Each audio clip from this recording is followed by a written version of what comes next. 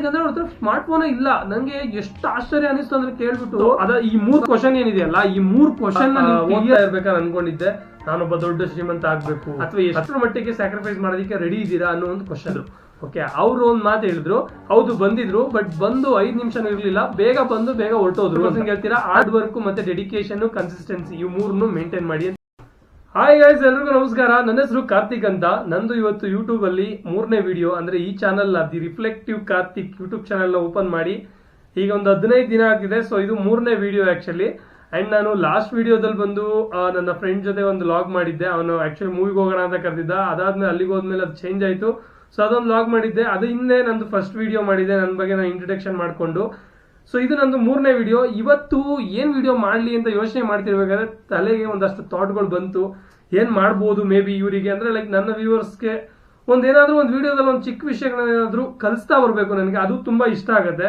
So ಹಾಗಾಗಿ ಏನ್ ಮಾಡ್ಬೇಕು ಅಂತ ಯೋಚನೆ ಮಾಡ್ತಾ ಇವತ್ತು ಒಂದು 3 ಕ್ವಶನ್ಸ್ ಗಳನ್ನ ತಗೊಂಡ್ ಬಂದಿದ್ದೀನಿ ನಿಮ್ಗೆ. ಸೊ ಅದನ್ನ ನೀವು ಕ್ಲಿಯರ್ ಆಗಿ ಆ 3 ಕ್ವಶನ್ಸ್ ಗಳನ್ನ ಅರ್ಥ ಮಾಡ್ಕೊಂಡು ಆ ಕ್ವಶನ್ಸ್ ಗೆ ನೀವು ಆನ್ಸರ್ ಮಾಡೋದಾದ್ರೆ ನಿಮ್ಮ ಲೈಫ್ ಬಗ್ಗೆನೆ, ನಿಮ್ಮ ಲೈಫ್ ಅಲ್ಲಿ ನೀವ್ ಏನ್ ಮಾಡ್ಬೇಕು ಅನ್ನೋದ್ರ ಬಗ್ಗೆ ನೀವು ಕ್ಲಿಯರ್ ಆಗಿರ್ತೀರಾ.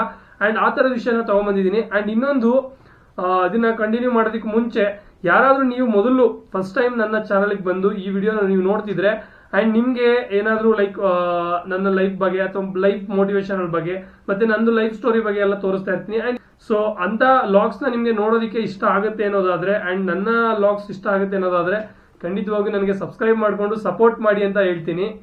ಸೊ ನನ್ನಿಂದ ಇಲ್ಲಿ ಬರ್ದಿದ್ದೀನಿ, ನಾನು ಆಕ್ಚುಲಿ ಇಲ್ಲಿ ಬರ್ಕೊಂಡಿದ್ದೀನಿ ಒಂದಷ್ಟು.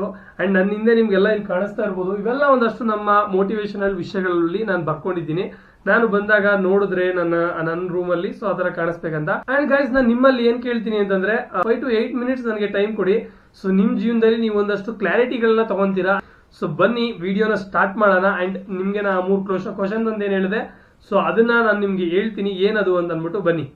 ಗೈಸ್, ಈ 3ರಲ್ಲಿ ಮೊದಲನೇ ಕ್ವಶನ್ ಏನಿದೆ ಅಂತಂದ್ರೆ, so what exactly want in your life ಅಂತ. ಅಂದ್ರೆ ನಿಮ್ಗೆ ಜೀವನದಲ್ಲಿ ಏನ್ ಬೇಕು ನಿಜವಾಗ್ಲು. ಅಂದ್ರೆ ಉದಾಹರಣೆಗೆ ನಾನೊಬ್ಬ ಓದ್ತಾ ಇರ್ಬೇಕಾದ್ರೆ ಅನ್ಕೊಂಡಿದ್ದೆ ನಾನೊಬ್ಬ ದೊಡ್ಡ ಶ್ರೀಮಂತ ಆಗ್ಬೇಕು ಅಥವಾ ನಾನೊಬ್ಬ IPS ಅಧಿಕಾರಿ ಆಗ್ಬೇಕು, ಈ ತರ. ಅಂದ್ರೆ ನಿಮ್ಗೆ ನಿಮ್ ಜೀವನದಲ್ಲಿ ನೀವ್ ಏನ್ ಆಗ್ಬೇಕು ಅನ್ಕೊಂಡಿದೀರಾ, ಮುಖ್ಯವಾಗಿ ಅದನ್ನ ನಿಮ್ಮ ತಲೆಗೆ ಅಂದ್ರೆ ಆ ಥಾಟ್ ನ ತಗೊಳ್ಳಿ.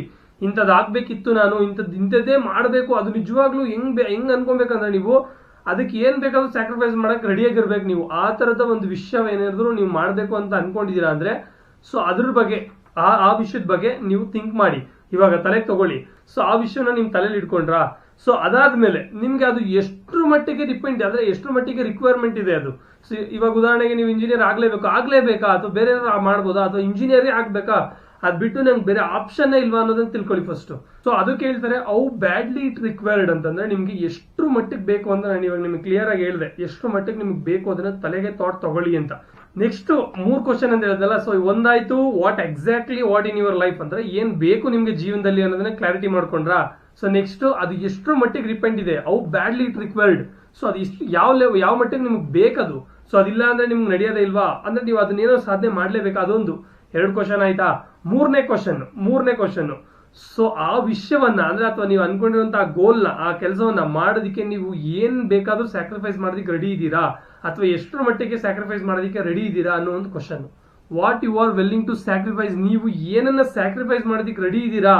ಸೊ ಆ ಥಾಟ್ ನಿಮ್ ತಲೆಗೆ ಬರ್ಲಿ. ಸೊ ನಾನಿವಾಗ ನಿಮ್ಗೆ ಒಂದು ಉದಾಹರಣೆ ಕೊಡ್ತೀನಿ. ಸೊ ಏನಂತಂದ್ರೆ ಒಬ್ರು ವ್ಯಕ್ತಿ ಏನಾದ್ರೂ ಮಾಡ್ಬೇಕು ಅಂದಾಗ ಯಾವ ಲೆವೆಲ್ಗೆ ಸ್ಯಾಕ್ರಿಫೈಸ್ ಮಾಡ್ತಾರೆ ಅನ್ನೋದಕ್ಕೆ ಒಂದು ಚಿಕ್ಕ ಉದಾಹರಣೆ ಕೊಡ್ತೀನಿ. ನಾನು ಕಣ್ಣಾರೆ ನೋಡಿದಂತ ಉದಾಹರಣೆ ಕೊಡ್ತೀನಿ ನಿಮ್ಗೆ.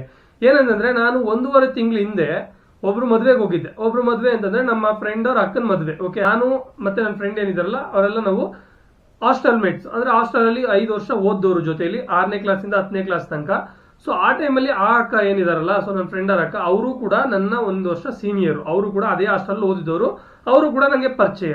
ಸೊ ಅವರ ಕ್ಲಾಸ್ಮೇಟ್ ಅಲ್ಲಿ ಒಂದು ಹುಡುಗಿ ಇತ್ತು. ಸೊ ಓಕೆ, ಸೊ ಇವಾಗ ನಾನು ಹೇಳ್ತಿರೋದು ಅರ್ಥ ಮಾಡ್ಕೊಳ್ಳಿ. ಆ ಮದ್ವೆಗೆ ಹೋಗಿರ್ಬೇಕಾದ್ರೆ ಮಾತಾಡ್ತಾ ಜೊತೆಲಿ ಇಂಥ ವ್ಯಕ್ತಿ ಬಂದಿದಾರ ಅಂತ ಕೇಳಿದ್ರು. ಅಂದ್ರೆ ಇವರು ನಿಮ್ ಫ್ರೆಂಡ್ ಅಲ್ವಾ, ನಿಮ್ ಕ್ಲೋಸ್ ಫ್ರೆಂಡ್, ಸೊ ಇವ್ರು ಬಂದಿದಾರ ಮದ್ವೆಗೆ ಅಂತ ಆ ಅಕ್ಕನ್ನ ಕೇಳಿದ್ರು.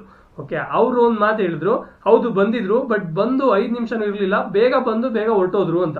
ಅಂದ್ರೆ ನಂಗೆ ಅನಿಸ್ತು, ಅಲ್ಲ ನಿನ್ನ ಕ್ಲೋಸ್ ಫ್ರೆಂಡ್ ನಿಮ್ ಕ್ಲೋಸ್ ಫ್ರೆಂಡ್ ಅವರು 5 ನಿಮಿಷ ಇರ್ಲಿಲ್ವಾ ಅಂತ ಕೇಳಿದೆ. ಇಲ್ಲ, ಅವಳು ಇರ್ತಿದ್ಲು, ಅಂದ್ರೆ ಆ ಹುಡುಗಿ ಇರ್ತಿದ್ಲು ಅವಳು, ಬಟ್ ಅವಳು ಇವಾಗ IAS ಗೆ ಟ್ರೈ ಮಾಡ್ತಿದ್ದಾಳೆ. ಸೊ ಅವಳು ಯಾವುದೇ ಕಾರಣಕ್ಕೂ ಎಲ್ಲೂ ಕೂಡ ಅವಳು ಜಾಸ್ತಿ ಟೈಮ್ ಸ್ಪೆಂಡ್ ಮಾಡಲ್ಲ. ಅಂಡ್ ಮದುವೆ ಕೂಡ ಬರ್ತಾ ಇರ್ಲಿಲ್ಲ. ನನ್ ಮದ್ವೆ ಅಂದ್ರೆ ಲೈಕ್ ಆ ಅಕ್ಕನ ಮದ್ವೆ ಅನ್ನೋ ಒಂದು ಇದಕ್ಕೆ ಬಂದ್ರು ಅವರು, ಇಲ್ಲ ಅಂದ್ರೆ ಬರ್ತಿರ್ಲಿಲ್ಲ ಅಂತ ಅವ್ರು ಕ್ಲಿಯರ್ ಆಗಿ ಹೇಳಿದ್ರು. ನಂಗೆ ಎಷ್ಟು ಆಶ್ಚರ್ಯ ಅನಿಸ್ತು ಅಂದ್ರೆ ಇಷ್ಟೊಂದು ಡೆಡಿಕೇಶನ್ ಅಂತ ಅನಿಸ್ತು. ನಾನು ಯಾವತ್ತೂ ಈ ತರ ಈ ಲೆವೆಲಿಗೆ ಓದಿ ಅಥವಾ ಇದ್ ಮಾಡೋದ್ರ ನೋಡಿರ್ಲಿಲ್ಲ. ಅಂಡ್ ಇನ್ನೊಂದು ಹೇಳಿದ್ರು, ಅವ್ರ ಹತ್ರ ಇವನ್ ಇವಾಗ್ಲೂ ಕೂಡ ಅವ್ರು ಕೀಪ್ಯಾಡ್ ಕೂಡ ಯೂಸ್ ಮಾಡೋಕೆ ತುಂಬಾ ಲೈಕ್ ಯೂಸ್ ಮಾಡ್ತಾರೆ ಅಂತ. ಕೀಪ್ಯಾಡ್ ತುಂಬಾ ಹೆವಿ ರಿಕ್ವೈರ್ಮೆಂಟ್ ಇದ್ರೆ ಮಾತ್ರ, ಇಲ್ಲಾಂದ್ರೆ ಕೀಪ್ಯಾಡ್ ಕೂಡ ಮುಟ್ಟಲ್ಲ ಅಂತೆ. ಆ ಲೆವೆಲಿಗೆ ಅಂದ್ರೆ ಅವ್ರ ಹತ್ರ ಸ್ಮಾರ್ಟ್ ಫೋನ್ ಇಲ್ಲ. ನಂಗೆ ಎಷ್ಟು ಆಶ್ಚರ್ಯ ಅನಿಸ್ತು ಅಂದ್ರೆ ಕೇಳ್ಬಿಟ್ಟು, ಈ ಲೆವೆಲ್ ಡೆಡಿಕೇಶನ್ ಇದೆಯಾ IAS ತರ ಮಾಡೋರ್ಗೆ ಅಂತ ನಂಗೆ ಅನಿಸ್ತು. ಮೇ ಬಿ ನೀವು ನೋಡಿರ್ಬೋದೇನೋ ಬೇರೆ ಕಡೆ, ಬಟ್ ನಾನ್ ನೋಡಿರ್ಲಿಲ್ಲ. ಅದಕ್ಕೆ ಹೇಳ್ತಿದ್ದೀನಿ ಒಂದು ಚಿಕ್ಕ ಉದಾಹರಣೆನ. ಸೊ ಅವರು ಎಲ್ಲೂ ಯಾವುದೇ ಇವೆಂಟ್ಗಳನ್ನ ಅಟೆಂಡ್ ಮಾಡ್ತಿಲ್ಲ ಅಂತೆ, ಯಾವುದೇ ತರ ಲೈಕ್ ಬೇರೆ ಸ್ಮಾರ್ಟ್ ಫೋನ್ ಒಳಗಡೆ ಮುಳುಗಿಲ್ಲ. ಅಂಡ್ ಬೇರೆ ಎಲ್ಲೂ ಟೈಮ್ ಸ್ಪೆಂಡ್ ಮಾಡ್ತಿಲ್ಲ. ಫುಲ್ ಓದೋದು ಅಷ್ಟೇ. ಅವ್ರ ಡೆಡಿಕೇಶನ್ ಲೆವೆಲ್ ನ ಅರ್ಥ ಮಾಡ್ಕೊಳ್ಳಿ. ಅಂದ್ರೆ ನಂಗೆ ಒಂಥರ ನಂಗೆ ತಲೆ ಗಿರ್ ಅಂದ್ಬಿಡ್ತು. ಆ ಸಿಸ್ಟರಿಗೆ ವಿಶ್ ಮಾಡೋದು, ನಿಮ್ಗೆ ಒಳ್ಳೇದಾಗ್ಲಿ ಸಿಸ್ಟರ್. ನೀವು ಜೀವನದಲ್ಲಿ ನೀವೇನ್ ಅನ್ಕೊಂಡಿದೀರಾ ಅದನ್ನ ಸಾಧನೆ ಮಾಡಿ. ಆ IAS ಏನ್ ಅನ್ಕೊಂಡಿದೀರಾ ಅದಾಗ್ಲಿ ಅಂತ ನಾನು ಕೇಳ್ತೀನಿ. ಇನ್ನೊಬ್ಬರ ಹೆಸರು ಹೇಳಿ ನೀವು ನಿಮ್ಮ ಟೈಮ್ ಪಾಸ್ ನ ಮಾಡಬೇಡಿ. ಅಂದ್ರೆ ನಿಮ್ಮನ್ನ ನೀವು ವ್ಯರ್ಥ ಮಾಡ್ಕೊಂಬೇಡಿ. ಅವ್ರು 1000 ಇರ್ಲಿ ಅಥವಾ ನಿಮ್ ಜೊತೆ ಇರೋನೆ ಆರಾಮಾಗಿ ಅವನ್ ಪಡೆಗೆ ಅವ್ನು ಇರ್ಲಿ. ಯಾಕಂದ್ರೆ ಅವ್ರ ಮನೇಲಿ ಯಾವ ತರ ಇರ್ತಾರೋ ಸಿಚುವೇಶನ್, ಅಥವಾ ಅವ್ರಿಗೆ ಅವ್ರಿಗೆ ಏನು ದುಡಿಯುವಂತ ಅವಶ್ಯಕತೆ ಇರಲ್ಲ ಎಷ್ಟೋ ಜನಕ್ಕೆ. ಆ ತರ ಇರ್ತಾರೆ. ಬಟ್ ನಿಮ್ಗೆ ಆ ತರ ಇಲ್ಲ. ನೀವು ಇಂಥದಿನ ಏನಾದ್ರು ಅನ್ಕೊಂಡ್ರೆ ಅಂತ ಕೆಲಸ ಮಾಡ್ಲೇಬೇಕು, ಅಥವಾ ದಿನ ಬೆಳಿಗ್ಗೆ ಎದ್ದು ಕೆಲಸ ಮಾಡ್ಲೇಬೇಕಿಲ್ಲ ಅಂದ್ರೆ ಜೀವನ ನಡೆಯಲ್ಲ. ಆ ತರದ ವ್ಯಕ್ತಿಗಳಿದ್ದಾರೆ. ಇವನ್ ನಾನೇ ಜೀವನದಲ್ಲಿ ನೀವೇನ್ ಮಾಡ್ಬೇಕು ಅನ್ಕೊಂಡಿದ್ರೆ ನಾನು 3 ಪ್ರಶ್ನೆ ಏನ್ ಕೇಳಿದೆ ಅದ್ರ ಬಗ್ಗೆ ಕ್ಲಿಯರ್ ಆಗಿರಿ. ಇದನ್ ಬೇಕು ಅದ್ ಬೇಡ ಅಷ್ಟೇ. ತುಂಬಾ ಸಲ ಎಲ್ಲದಕ್ಕೂ ಎಸ್ ಅಂತ ಹೇಳಕ್ ಹೋಗ್ಬೇಡಿ. ಬಟ್ ಆದಷ್ಟು ತುಂಬಾ ವಿಷಯಗಳಲ್ಲಿ ನಿಮ್ಗೆ ಇಷ್ಟ ಇಲ್ಲ ಅಂತಂದ್ರೆ ನೋ ಅಂತ ಸ್ಟ್ರೈಟ್ ಆಗಿ ಹೇಳಿ. ಇದು ಯಾರಾದ್ರೂ ಇರ್ಲಿ, ಯಾರಾದ್ರೂ ಆಗಿರ್ಲಿ, ಅದ್ ಏನ್ ವಿಷಯನಾದ್ರೂ ಆಗಿರ್ಲಿ, ಬೇಡ ಅಷ್ಟೇ. ಬೇಕು ಅದೇನಾದ್ರೂ ಆಗಿರ್ಲಿ, ಅದೆಷ್ಟಾದ್ರೂ ಕಷ್ಟಪಡ್ಲಿ, ಬೇಕಂದ್ರೆ ಪಡ್ಕೊಬೇಕು. ಆ ಲೆವೆಲ್ಗಿರಿ. 100% ಜೀವನದಲ್ಲಿ ಸಕ್ಸಸ್ ಆಗ್ತೀರಾ. ಸೊ ಇದು ನಾನು ದೊಡ್ಡ ಮೋಟಿವೇಟರ್ ಅಥವಾ ಏನೋ ಅಂತ ಅನ್ಬಿಟ್ಟು ನಿಮ್ಗೆ ಇದನ್ನ ಹೇಳಕ್ ಬರ್ತಾ ಇಲ್ಲ. ನಂಗೆ ಗೊತ್ತು, ನಾನು ಕೂಡ ನಾರ್ಮಲ್ ವ್ಯಕ್ತಿನೇ.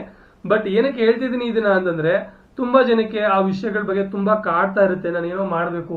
ಬಟ್ ನಾ ಹೇಳೋದು, ನೀವು ಏನ್ ಕೆಲಸ ಮಾಡ್ತೀರಾ ಈಗ ಪ್ರೆಸೆಂಟ್ ಅಂದ್ರೆ ನಿಮ್ಮ ಒಂದು ದಿನನಿತ್ಯದ ಖರ್ಚಿಗಾಗ್ಬೋದು ಅಥವಾ ನಿಮ್ಮ ಕಮಿಟ್ಮೆಂಟ್ಗಳಿಗೋಸ್ಕರ ನೀವು ಕೆಲಸ ಮಾಡ್ತಿದ್ದೀರಾ. ಬಟ್ ಹಂಗ ಅನ್ಬಿಟ್ಟು ನಿಮ್ಮ ಕನಸುಗಳೇನಿದೆ ಅದನ್ನ ಬಿಟ್ಕೊಡ್ಬೇಡಿ. ನಿಮ್ಮ ಕನಸುಗಳೇನಿದಾವಲ್ಲ, ಸೊ ಅದಕ್ಕೂ ಕೂಡ ವರ್ಕ್ ಮಾಡಿ. ಅದಕ್ಕೂ ಕೂಡ ಚಿಕ್ಕದಾಗಿ ವರ್ಕ್ ಮಾಡಿ. ಪ್ರತಿದಿನ ಈಗ ನಾವು ಹುಟ್ಟಿದ ತಕ್ಷಣ ದೊಡ್ಡ ಹೆಜ್ಜೆ ಹಾಕಿ ರನ್ನಿಂಗ್ ಮಾಡಿ ಎಲ್ಲ ಮಾಡ್ಬಿಡಲ್ಲ ನಾವು, ಅಲ್ವಾ? ಸೊ ಹುಟ್ಟಿದ ತಕ್ಷಣ ನಿಧಾನಕ್ಕೆ ಒಂದೇನಾದ್ರೂ ವಸ್ತುಗಳನ್ನ ಇಟ್ಕೊಂಡು ನಡೀತಾ ದಿನನ ಶುರು ಮಾಡ್ತೀವಿ. ಬಟ್ ಒನ್ ಡೇ ಇವತ್ತು ನಾವು ಹಾಗೆ ಇಲ್ಲ, ಅಲ್ವಾ? ಸೊ ಇವತ್ತು ಇಷ್ಟು ವರ್ಷ ಆದ್ಮೇಲೆ ನಾವು ಆರಾಮಾಗಿ ಓಡ್ತೀವಿ, ರನ್ ಮಾಡ್ತೀವಿ, ಎಲ್ಲ ಮಾಡ್ತೀವಿ. ಸೊ ಅಂದ್ರೆ ಥಿಂಕ್ ಮಾಡಿ. ಒಂದು ಚಿಕ್ಕ ಥಾಟ್ನ ನಾನು ಚಿಕ್ಕ ಉದಾಹರಣೆ ಕೊಡ್ತಾ ಇದ್ದೀನಿ. ಇದೇ ತರ ಪ್ರತಿ ಕ್ಷಣ ನಿಮ್ದೇನೋ ಒಂದು ಕೆಲಸದಲ್ಲಿ ನಿಮ್ಗೆ ಇಂಟ್ರೆಸ್ಟ್ ಇರುವಂತ ಅಥವಾ ನಿಮ್ಮ ಕನಸಿಗೆ ನೀವು ಪುಟ್ಟ ಹೆಜ್ಜೆಗಳನ್ನ ಇಟ್ಕೊಂಡು ಶುರು ಮಾಡಿ. ಅದು ಒಂದು ಟೈಮ್ ಆಫ್ ಪೀರಿಯಡ್ ಅಲ್ಲಿ ನಿಮ್ಗೆ ಅದು ದೊಡ್ಡ ಸಕ್ಸಸ್ ಸಿಗುತ್ತೆ. ಅಂಡ್ ನೀವು ದೊಡ್ಡದಾಗಿ ಬೆಳಿತೀರಾ ಆ ಕೆಲಸದಲ್ಲಿ. ಆಮೇಲೆ ಡೆಡಿಕೇಶನ್ ಇಟ್ಕೊಳ್ಳಿ. ನಿಮ್ಗೆ ಕನ್ಸಿಸ್ಟೆನ್ಸಿ ಅನ್ನೋದು ತುಂಬಾ ಹೆಂಗಿರ್ಬೇಕಂದ್ರೆ, ಕನ್ಸಿಸ್ಟೆನ್ಸಿ ಇವನ್ ನಿಮ್ಗೆ ಯಾವ್ದೇ ಏನೇ ನೀವು ಒಂದು ವಿಡಿಯೋ ಮಾಡ್ಬೇಕಷ್ಟೇ. ನಿಮ್ಗೆ ಬೇರೆ ಅದ್ರಲ್ಲಿ ಆ ಕ್ಷಣದಲ್ಲಿ ನಿಮ್ಗೆ ಏನಾದ್ರೂ ಆಗ್ಲಿ, ಯಾರಾದ್ರೂ ಬಂದು ಡಿಸ್ಟರ್ಬ್ ಮಾಡ್ಲಿ, ಅದ್ರ ಬಗ್ಗೆ ತಲೆ ಕೆಡಿಸ್ಕೊಂಡ್ಬಿಡಿ. ಚಿಕ್ಕ ಟೈಮ್ ಟೇಬಲ್ ಹಾಕೊಂಡು ಶುರು ಮಾಡಿ. ಒಂದು ಮಿರಾಕಲ್ ನಡೆಯುತ್ತೆ. ಆ ಲೆವೆಲ್ಗೆ ನೀವು ಬೆಳಿತೀರಾ ಗಾಯ್ಸ್, ಸೀರಿಯಸ್ಲಿ. ಸೊ ಒಂದು ಅರ್ಥ ಮಾಡ್ಕೊಳ್ಳಿ, ನೀವು ಎಷ್ಟು ಬಿಸಿ ಇರ್ತೀರಾ ಜೀವನದಲ್ಲಿ ಪ್ರತಿನಿತ್ಯ, ಅಷ್ಟು ನೀವು 100% ಏನೋ ಒಂದು ಕಲಿತಿದ್ದೀರಾ ಇಲ್ಲ ಬೆಳಿತಿದ್ದೀರಾ ಅಂತ ಅರ್ಥ ಗಾಯ್ಸ್. ತುಂಬಾ ಕಷ್ಟಪಟ್ಟಿರ್ತೀರಾ ನೀವು. ಹಿಂದೆ ನಿಮ್ಮ ಪಾಸ್ಟ್ ನ ಯೋಚನೆ ಮಾಡಿ, ಪಾಸ್ಟ್ ಬಗ್ಗೆ ಥಿಂಕ್ ಮಾಡಿ. ಒಂದು ಕ್ಷಣ ನೀವೇನ್ ಮಾಡ್ತಿದ್ರಿ ಅಂಡ್ ಇವತ್ತು ಎಲ್ಲಿದ್ದೀರಾ, ಮುಂದೆ ಎಲ್ಲಿ ಇರಬೇಕು, ಈ ವಿಷಯದ ಬಗ್ಗೆ ಕ್ಲಿಯರ್ ಆಗಿರಿ. 100ಗೆ 200% ಹೇಳ್ತೀನಿ, ಗೆಲ್ತೀರಾ ಗೈಸ್. ನೀವು ಗೆಲ್ತೀರಾ. ಸೊ ಸಿಂಪಲ್ ಆಗಿ ಒಂದು 3 ಕ್ವಶನ್ ಕೇಳಿದೀನಿ ನಿಮ್ಗೆ. ಆ 3 ಕ್ವಶನ್ ನ ಮತ್ತೆ ರಿಪೀಟ್ ಮಾಡ್ತೀನಿ. ನಿಮ್ಗೆ ಏನ್ ಬೇಕು ಜೀವನದಲ್ಲಿ ಅದನ್ನ ನಿರ್ಧಾರ ಮಾಡ್ಕೊಳ್ಳಿ ಫಸ್ಟ್. ಓಕೆ, ನೆಕ್ಸ್ಟ್ ಅದು ಎಷ್ಟು ಮಟ್ಟಿಗೆ ನಿಮ್ಗೆ ಬೇಕೇ ಬೇಕು ಅನ್ನೋದನ್ನ ಒಂದು ಡಿಸೈಡ್ ಮಾಡಿ. ಅದಕ್ಕೋಸ್ಕರ ನೀವು ಯಾವ ಲೆವೆಲ್ಗೆ ಸ್ಯಾಕ್ರಿಫೈಸ್ ಮಾಡೋದಕ್ಕೆ ರೆಡಿ ಇದ್ದೀರಾ ಅದನ್ನ ತಿಳ್ಕೊಳ್ಳಿ ಫಸ್ಟ್. ಈ 3 ಕ್ವಶನ್ ಏನಿದೆಯಲ್ಲ, ಈ 3 ಕ್ವಶನ್ ನ ನೀವು ಕ್ಲಿಯರ್ ಆಗಿ ಒಂದು ಬುಕ್ ಅಲ್ಲಿ ಬರ್ಕೊಂಡು ಅದನ್ನ ಥಾಟ್ ನ ನಿಮ್ಗೆ ಕ್ಲಿಯರ್ ಮಾಡ್ಕೊಂಬಿಡಿ. ನನ್ಗೆ ಇದು ಬೇಕು ಅಷ್ಟೇ. ಹಾರ್ಡ್ ವರ್ಕ್ ಮತ್ತೆ ಡೆಡಿಕೇಶನ್, ಕನ್ಸಿಸ್ಟೆನ್ಸಿ, ಇವು 3 ಮೇಂಟೈನ್ ಮಾಡಿ ಅಂತ ಹೇಳ್ತೀನಿ.